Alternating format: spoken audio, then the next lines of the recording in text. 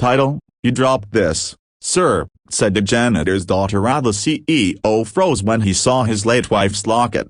At his negation hook, opening scene 8 grabbed viewers instantly. The camera pans across the glittering skyline of New York City. It's late evening. Rain drizzles softly against the glass walls of Harrington Enterprises. Inside the grand marble lobby, a little girl no older than 8 runs after a tall man in an expensive suit. Her shoes squeak against the floor as she calls out breathlessly, "Sir, you dropped this." She holds out a small silver locket. The Mona Ethan Harrington, the cold, untouchable shot turns slowly. But when his eyes fall on the locket, his world shatters, his breath catches, his expression changes from mild confusion, a broken bar, to disbelief, a broken bar, to raw pain. Because inside that locket, a broken bar, is the photo of his late wife, Anna, the same one he buried with her 5 years ago. The little girl blinks innocently. "It was under your chair. My mom told me to give it back." Ethan's hands tremble as he takes it. "Where broken bar, where did you find this?" And as he looks up, his gaze lands on the woman standing behind the child, wearing a janitor's uniform,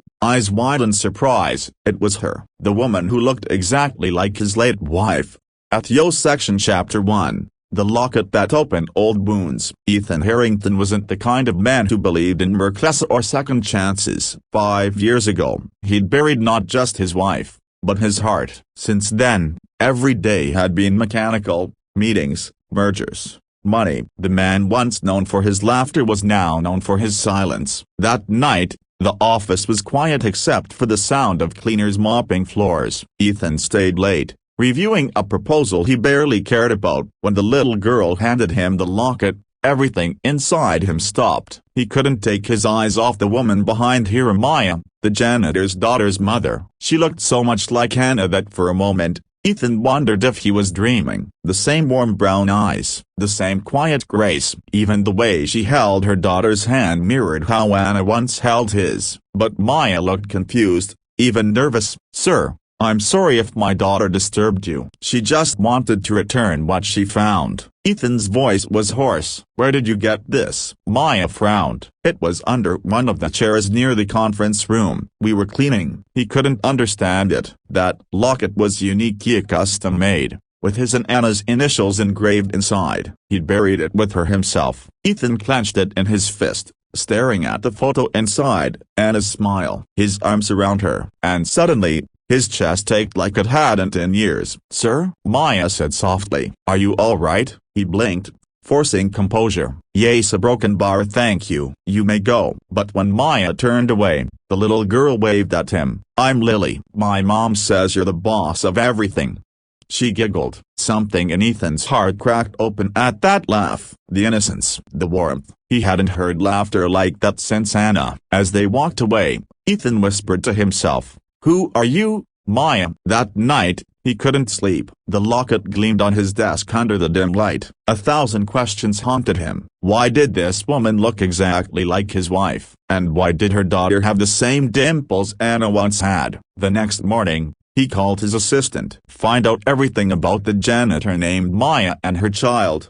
Days passed. Ethan learned Lily Maya had joined the cleaning staff 3 months ago. She was a widow. Her husband had died in a fire 5 years ago, the same year Anna died. Coincidence? Maybe. But his gut said otherwise. So one evening, Ethan approached her again. "Maya," he said quietly, as she finished mopping the hallway, "do you mind if I ask you something personal?" She hesitated, clutching the mop. "Yes, sir." He held out the locket. "Have you ever seen this before?" Maya's eyes widened. For a moment, she looked pale. "That a broken bar looks familiar." "How familiar?" Ethan pressed gently. She swallowed hard. "I don't know, but my daughter found it and a broken bar. She said it looked like me inside." Ethan's pulse raced. What did she mean by that? She saw the picture inside, Maya whispered, and said, "Hey mommy, that's you with that man." The silence stretched between them. Rain tapped against the window. Ethan's voice broke. "That's my wife, a broken bar, Anna." Maya looked confused and deeply shaken. "I'm sorry, sir." A broken bar don't understand. But Ethan did, or at least, he wanted to. Something about this woman wasn't just similar, it was connected. Chapter 2, The Truth Behind the Locket. Days turned into weeks. and Ethan found himself drawn to Maya and Lily. He'd invite Lily to his office sometimes, under the excuse of giving her candy or showing her the view from the top floor. Every time the child laughed, something healed in him. But Maya kept her distance. She was polite, respectful, but there was sadness in her eyes. A story untold. One evening, as the janitorial team was leaving, Ethan caught sight of her lingering by the lobby. She was holding the same locket in her hand. "Maya," he said softly, "I need to know, who gave you this?" She took a deep breath. "My daughter said she felt like she'd seen it before. Then last night, I opened an old box from the shelter where we stayed years ago. There was a note inside, a broken bar with this same locket's design drawn on it." Ethan frowned. "A shelter?" She nodded. "Yes, we survived a car accident 5 years ago. My husband died instantly. I woke up after months of coma with no memory of my past life. The hospital said my records were burned in the crash." Ethan felt the room spin. "5 years ago?" "Yes," she whispered. "The same day your wife via broken bar passed away." He stared at her, his heart pounding so loudly he could barely breathe. "My day, a broken bar?" His voice trembled. "Do you have a scar, a broken bar here?" he asked, touching his temple. Her hand went to the same spot instinctively. "A faint scar." Tears welled in his eyes. "Anna, a broken bar?" She froze. "What did you call me?" He stepped closer, voice breaking. "Anna, it's me, Ethan." Maya shook her head, backing away. "No, a broken bar? That's not possible. My name is Maya." "Yeah, I don't remember a broken bar." Ethan's tears fell freely now. "You survived. They told me you were gone, that the car exploded before they could save you. But you're here. You've been here all along." "My day." Anna covered her mouth as flashes of memory flooded back.